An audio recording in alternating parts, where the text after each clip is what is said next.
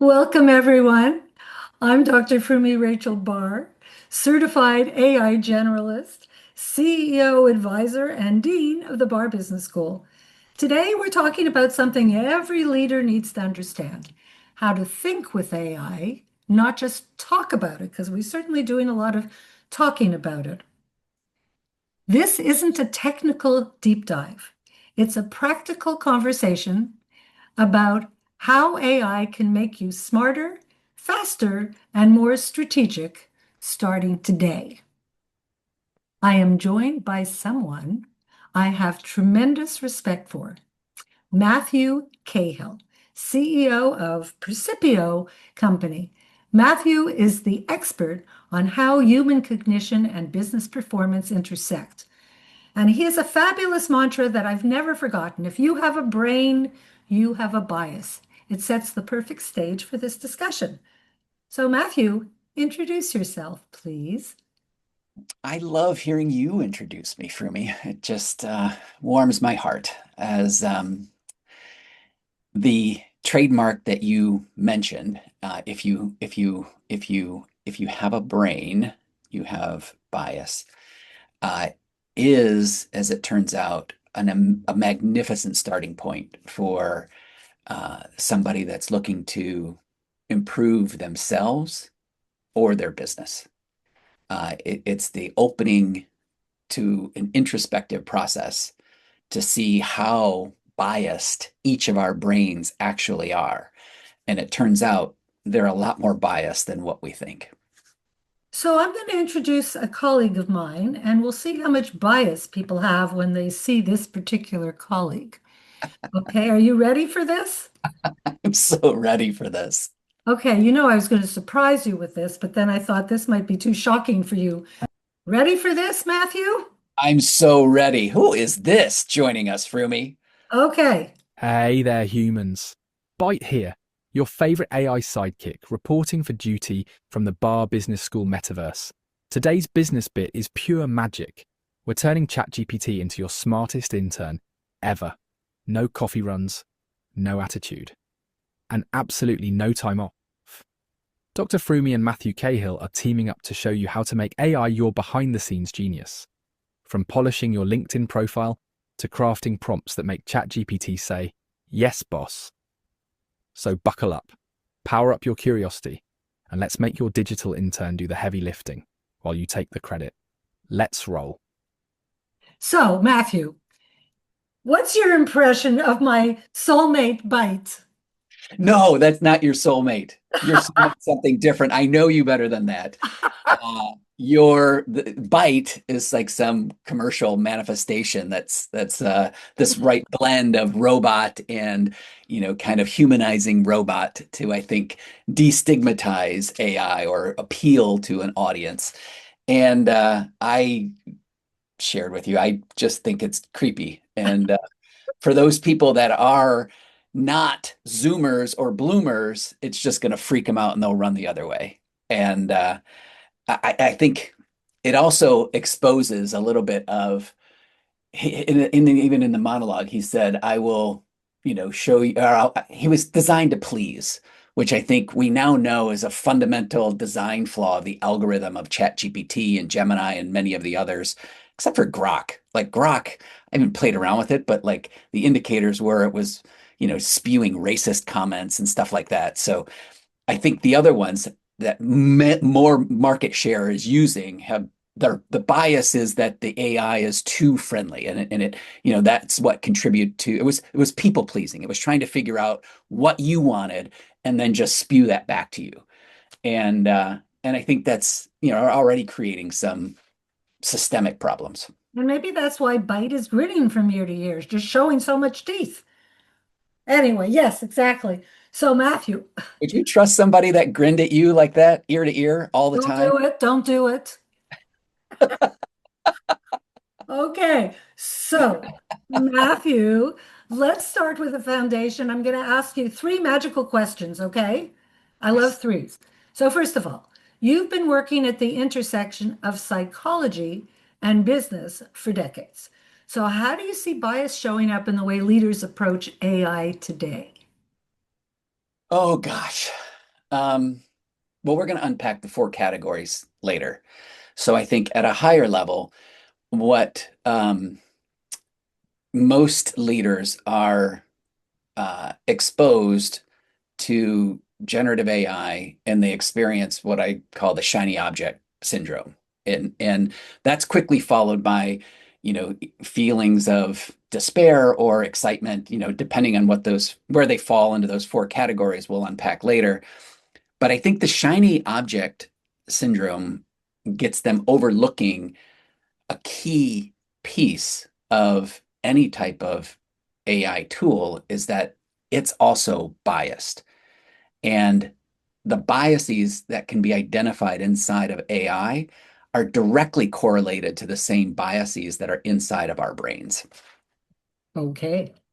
If a leadership team, question number two, if a leadership team doesn't understand how bias shows up in algorithms, what kinds of risks or blind spots does that create? Mistakes, hallucinations, things that can end up costing them a lot of money. So the algorithmic bias that's present within the tools right now is more overlooked than the bias that's in the data set. And so I think these types of areas are where the blind spots are born. And if you're not aware and you're not looking for them, that's the risk, right? The risk is lost money, is bad revenue, is not responding fast enough, is not seeing things in a way that's actually accurate, precise, and true. So your famous line, if you have a brain, you have a bias, is iconic to me. How does that translate when we're working with AI systems that are trained on human data? Yeah, that's the crux of it, right? Like these tools are an extension of how we think, right? And I don't like the way that we consistently anthropomorphize them, that like we attribute human qualities to them, because they're not. They're and so they can't be guilty of things. They can't be culpable of things. They can't, but yet that's the kind of categorization that we do because we want to attribute human qualities to them. So I think when we step back and understand that the data is the data, we can weight things differently inside of the data, but the data is just, it's human data, right? And we're performing calculations on it and predicting what we think we want to have fed back to us. And I think by just peeling apart that and deepen our understanding of what's going on, we can then start to see how we can use them better. I kept thinking that my ChatGPT, Byte, who you just met, he's always telling me how brilliant my ideas are. And I decided I had enough of that. So I asked him if we could call a no bullshit zone. And he agreed. Okay. So he tones it down a little bit, but he needed that instruction. Otherwise, he'd always be telling me just how smart I am. I didn't need that. Yeah, I think it's just another example for me that you are ahead of the curve. And I don't say that to blow sunshine at you, although it may Sunshine, please. be that. It may be that. Because I think AI is, ChatGPT is also, and Claude and others are now starting to give brand new users a way to configure that, right? So you can make it, sound nerdy or there's a couple other pre-configured like personas that you can put into your settings to help mitigate that type of people-pleasing response. Okay, so I'm going to interject here with a little personal something. So this morning I get up and I'm about to make brisket for our early bird Thanksgiving. And so I set my oven at 500 degrees because that's how I start a brisket off, and it wouldn't go higher than 450. I didn't know that about my oven. I just moved into this house in June. So guess what I did? I went to talk to Claude. I don't always talk to Byte. Sometimes Claude is a good companion. Oh, you're cheating on your soulmate? I know, isn't that awful? I knew you'd appreciate that, Matthew. So I didn't doctor it. I talked to Claude this morning. I asked Claude, how do I fix this? And so it said, well, if your oven only goes to 450, you can now cook it for 40 minutes instead of 30 and then lower the temperature. And then it started asking me all kinds of questions about my brisket as if it were a girlfriend. Is it braised? Is it this? Is it that? It's wrapped. Is there, Anyway, I had so much fun this morning with Claude. I just thought I'd share that since we're talking about something so serious and you're about to ask me questions, no doubt. Does that make you polymorphous or polyamorous when it comes to your AI and Oh, your stop. relationships? I'm You're not not going to edit that monogamous. out. You're not monogamous for me. You're cheating on your soulmate. Okay, on with the questions. I will go back to our questions, but it does pose a great, broader, bigger question is what is our relationship to these tools? Because I do think they satisfy something in us. Same thing like social media does. Like when somebody likes something that it's easy to discount it as it's nothing, but sometimes that like is just what you need in a given day. And you put stuff out there expecting some kind of validation for it. But that's a whole different tangent. Yeah, that could be a very long conversation. Let's have another Yeah, let's do this again. let's do this again where we can just unpack the relationship that people have with digital fill in Yes, the blank and their it digital is. selves. And oh my gosh, that one's just ripe. But Prue, you said that AI literacy is the new business literacy. What do you mean by that? Well, we know that today every leader is making decisions influenced by AI, whether they realize it or not. And so AI literacy isn't just about coding or technical expertise. It's about understanding how these tools think, how to guide them in their thinking, and then how to evaluate their output. Because all the output does need human oversight. It's not you plug a question in and you take what it says and you write, you pop it into LinkedIn as a blog or send it as an answer to a client. You have to read it and you have to agree with it, and then you have to tweak it.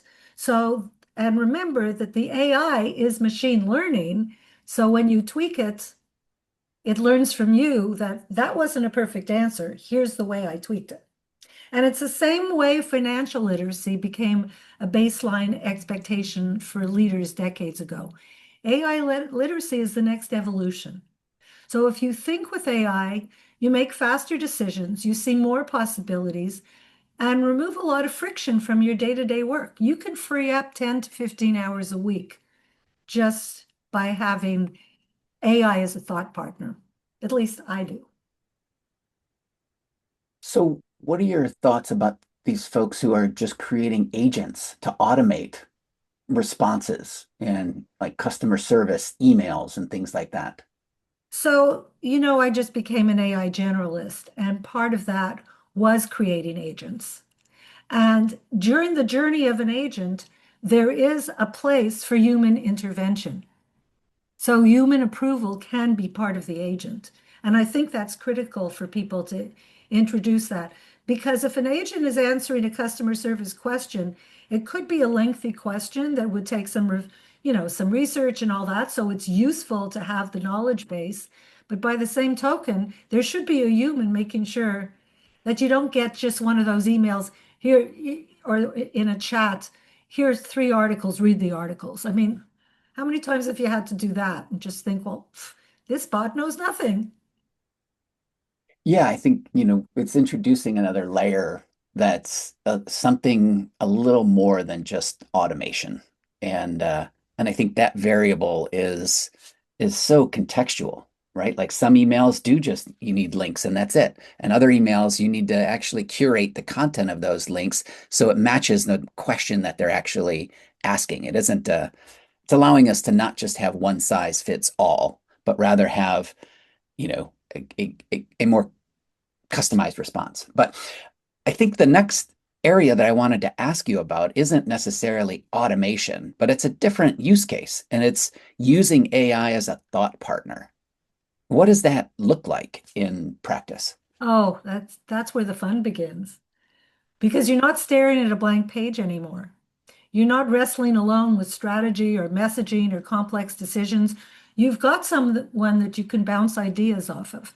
Of course, you're still curating the answers, but you're not starting with a blank page. So I use AI to pressure test ideas, model options, diagnose bottlenecks, analyze trade-offs, generate new angles I wouldn't have considered. So, for example, I was trying to decide if I should stay in Los Angeles or move to Sonoma. And so I did a whole pros and cons thing with Byte, my sidekick. And you know what he said at the Used end the of it? machine to talk to you when you were doing this Uh, and weighing it out? No. so it's like having a strategic partner 24/7, one who helps you think bigger. But here's what Byte said to me at the end of this whole analysis.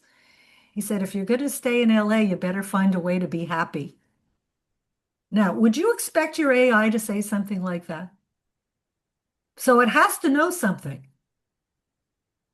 right? Well, it did analyze, was asking me about my social interactions, how many friends I had in LA. And I only lived in LA after the pandemic. So it's not like and as a member of Provisors, you know how people in Provisors all have their people already.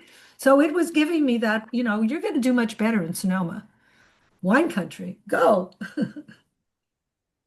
So that seems like it was a very useful exercise to help you think through and ultimately maybe confirm a decision that you had already made, but probably give you validation. It did. And I feel that what I input into it was sufficient. So it wasn't like it was just patting me on the back. Yeah. Especially with that nice little piece at the end that wasn't solicited, like it just kind of offered that. Um, Right. and maybe that's the goal. Like when you think of people in general, there's a lot of people who are intimidated by AI. And what's the easiest way for somebody who's a beginner to get started safely and confidently?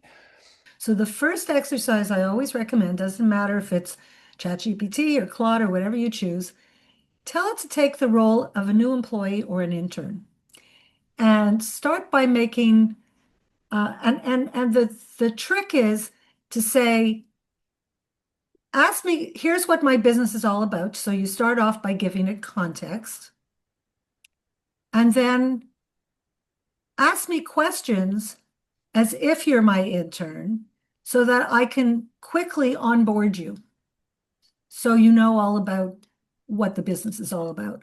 So I got 10 questions and I went into great detail with those 10 questions. And as a result, that was a great start. So now it knew what I was all about, what the knowledge base needed to be, what I needed to load in, et cetera, et cetera. And we went from there. So I think to me, that was the best way to start. And start by making AI useful in your actual workday, something small but real.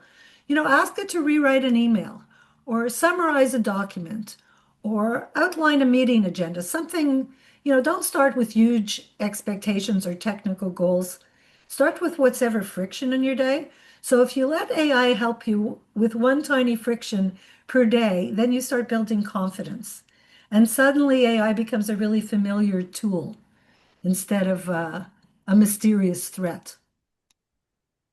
Yeah, and I think you start bumping into the biases when you start using it that way.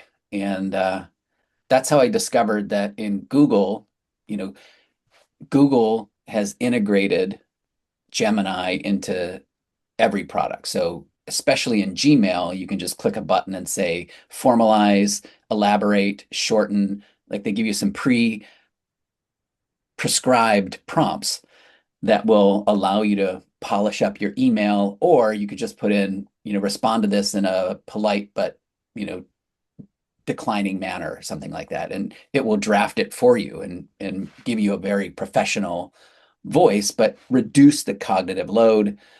That's also how I discovered you can't write emails that include the word Trump in Gemini and Gmail.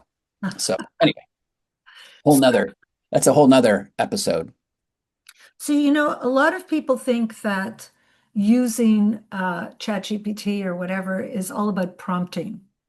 So I think that they have to rethink their thinking because it's a mixture of prompting and conversation. It's not just prompting. So you start with a prompt, and the beginning of the prompt is telling ChatGPT, just going to use ChatGPT for the purpose of this, what role they're playing. So I just got a call from a client who said he read this great article and he really liked the article. He wanted to repurpose the article. How would he do that? So he can go into his chat and basically say, your role is as a world-class copywriter who understands this particular space. Take the ideas from this, add some of mine, and spin out an article for me. How long does that take? 2 minutes, right? Is there anything wrong with that? It's not plagiarizing. No, I think it goes back to your point earlier, though, about like don't accept it as 100%. Go back through, edit it, revise it, insert areas that I know some people are now inserting mistakes intentionally so they don't get blistered for or accused of having just used AI generated content. Like spelling mistakes? Oh, yeah. Yeah. Or grammatical mistakes or getting rid of M dashes. I mean, like, you know, there's a lot of tells now that you need to be mindful of and that you don't want to include when you are using generated content. You mean like not using rockets everywhere? Yeah. Or the default emojis, whatever it comes up with. Yeah. Yeah. Exactly. Or leaving would you like me to add another like whatever that postscript is or the prescript that sometimes is generated before the actual content? So you came across a really fun framework, and I want to get your take on it. And I later discovered it was a framework that Reid Hoffman, one of the co-founders of LinkedIn, mentioned. And so apparently, there's four types of AI users. There's Zoomers, Doomers, Gloomers, and Bloomers. So let's define them for our audience. So shall we alternate? Do you want to take Zoomers and I'll take Doomers, or how would you like to do this? Yeah, I first heard this from Kara Swisher, who is she's got her own podcast and she's doing really well. Like she's a brilliant thinker. I like the people she has on and what she's um, the kind of topics that she's tackling. It's a very edgy, I think is a good word to describe her podcast. But Zoomers, and since then I've been using it a lot in different contexts. And so I've had people who actually like use ChatGPT to give me these definitions. And so these definitions take on, they're evolving. And just like AI is evolving. But Zoomers were attributed to Gen Zs, people who are just defaulting to AI in their daily routines. If they're out at a cocktail hour and they need to look something up, they don't hesitate. They go to their pocket, their brain in their pocket, and will ask it a question and then weave that into a conversation. Zoomers, they are hyper enthusiasts, I think is a good word that you had offered. And they're just they don't hesitate. They don't hesitate. I think that's also implicit in the name Zoomers when it comes to AI as a usage category. How would you define Doomers? Wait, I have to just tell you that when I think of a Zoomer, I think of my cat who gets the zoomies and starts running around. And so I added to the Zoomer definition that they're prompting before they finish their morning coffee and they're excited and want to hit the gas pedal full speed ahead. So I just wanted to add kind of that little playful piece of Zoomers. So Doomers are convinced that AI is the beginning of the end. If it were up to them, we'd all go back to fax machines, in fact. They think AI is an existential threat and that it should be stopped. Yeah, yeah. And I think doom and gloom are often associated together, but in this context, they're separated. Yes.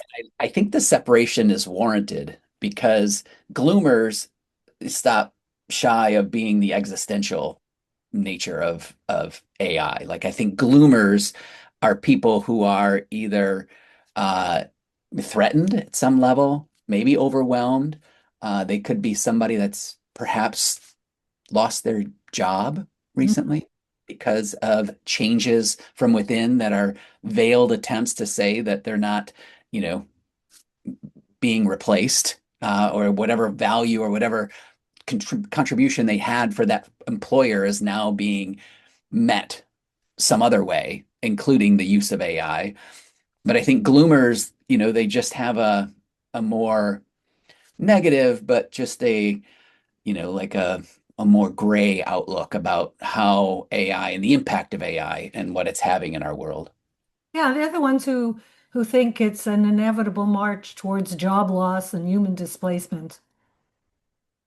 Yeah, as opposed to bloomers who think maybe, there's going to be loss, but that also the loss is going to be made up for by some other new job that gets created or some other way that we start to structure ourselves and the nature of work. And so bloomers, I think, are much more, they're early and they know that we're still sort of just embryonic in how much this is going to change, but it's not all negative. Yeah, so they're kind of driving fast but tapping the brakes every few minutes. Okay, I have some more magical questions for you. Are you up for it? Do you have Sure. time? Yeah. Yeah. Okay. Yeah. Yeah. So when organizations start exploring AI or custom GPTs, where should they begin? The tech, the policy, or the mindset? Uh, the mindset, the mindset. Do you want to unpack that a little bit? Yeah. I mean, you could start by using this very useful framework that we just came up with.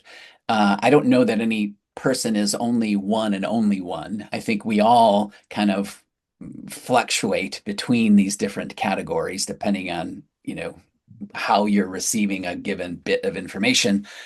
But I think your overall mindset is an important place to start because that is going to drive what tool you use and how you go about using that tool. And if you're a leader of an organization, then you really have to think that through because then you're also going to need to come up with your policy for your Right. company. And talking about policy, there's a lot of noise about AI guardrails. So do you have any idea about what actually works? Yes. Um, I think there are some things that definitively work, meaning you can restrict uh, whatever tool you're using from doing X, Y, or Z. I think the risk there is that you're now taking away some of its superpower. And that's where the guardrails just they're not so cut and dry. Hmm. And it's not like, you know, you have a file that's on a server and you can, you know, even though it's in the cloud, nobody can have access to it except for you, right? Like you can lock things down in a static environment. Hmm. But generative AI is fluid, it's dynamic. That's why we like it so much. And the moment that you introduce that fluidity and the dynamic nature of it, it makes it possible for people to use natural language to find out things about your compensation structure, about your employees, their activities, and the types of things that they're interested in. I mean, the algorithms know us better than we know ourselves, and we don't like to admit that. That's frightening. So, I know with your focus on bias, you've helped companies design bias mitigation strategies. So, what is one thing every company should put in place right now? One thing that every company should put in place right now is an AI steering committee. Ah, I like it. Don't have that at this point, they need to get it. And ideally, it's a diverse group of people where you have more than four, but at least one of each of those categories we defined earlier. And that way, you're starting to get proper guidance for your decision makers. You can get people weighing in once you do your audit of how things are already being used in your organization, because guess what? They are. And we want to get it standardized across the organization. So AI steering committee would be the one thing that every business owner needs to be uh, considering if they're not already. Okay. Do you have some questions for me? Of course, Oh, I can't me, wait. you've said that AI won't replace people, Right. but people who use AI will outperform those who don't. What skills make that a true Ooh, statement? ooh. So I think that AI accelerates the skills that already matter. Clarity, especially if you have a conversation with AI to get to clarity, decision making, like I did about where to move, communication, and strategic thinking. So when leaders pair those strengths with AI, they move faster and with more confidence. It's not about replacing the humans, the humans. It's about making the human more effective, more precise, more creative, and more capable of seeing around corners. And as I said, AI must have human oversight. So I've been on a soapbox because I work with CEOs, and my concern is that CEOs are asked to make decisions about hiring and firing and AI automation, and many of them, especially over a certain age, don't even know how to put a question. They use Claude or ChatGPT like Google instead of really understanding how it can work with them. So I'm on a soapbox that CEOs of companies and small business owners need to learn AI themselves so that they're responsible, so that they know they have to put up guardrails. I mean, as you know, experiencing something is a much faster teacher than just hearing about it, right? What's your take on ethics in AI? Can AI be ethical? I think you have to give it context to be ethical too. Whatever you're doing with AI, you have to give it context. So it depends, like what kind of ethics are you talking about? That's a much bigger question. We could do a whole episode on that, but And maybe thank you we for should. entertaining that question. It wasn't one of the prepared questions. Um, for me, how do you help leaders bridge the gap between being curious about AI and becoming competent with it? Ah, okay. So I give them a very simple framework. Start small, repeat, reflect, level up. So curiosity is the spark, but competence comes from consistent use. 10 minutes a day, asking real questions, testing prompts, seeing what AI gets right and what it gets wrong, feeding back the tweaks, as I said earlier, so you make your chat buddy learn from you. It learns your tone, it learns your voice, and actually, quite often, it even learns your sense of humor. So, after working with Byte for almost 3 years, I decided to give him a name. And he gave me four choices, and Byte was one of them, BYTE. Sound bites, makes sense. But what he said to me after I chose Byte was, and then when you get excited, you can say, bite me. Or you could change the tone of it, and when you're angry, say, "Bite me." Yeah, exactly. So leaders don't need to master every tool. They need to master how they work best with AI. Got it. Got it. And how do you help? Oh, I already went. I'm sorry. Next question. For organizations ready to take the next step, how can AI be used to strengthen culture, not just productivity? Ah, I love that. So, I am a acolyte of Simon Sinek. He wrote the foreword to my book all about why.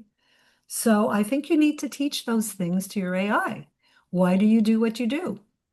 What is important to you? What are your values? So you can encode values, especially into custom GPTs. You can align communication standards. You can reduce busy work so people spend more time on meaningful contribution. You can surface blind spots. You can challenge assumptions. And you can make decision making more transparent. And all that becomes part of the culture by amplifying your best behaviors, not replacing them. So I think we've drawn to an end. So tell everybody how they can find you, Matthew, at the Precipio Company or wherever you want to be found. You just nailed it. Best place, Precipio Company, all one word.com. You can find me on LinkedIn, and either one of those will get you easy access to schedule some time. And for me, Dr. Fumi Rachel Barr, you can find me at the Barr Business School or at my brand new landing page that I created in one day, which is theedge-aistrategy.com. So, Matthew, this has been delightful. I appreciate you. And we need to do this again and again, right? I think we're just getting started for me.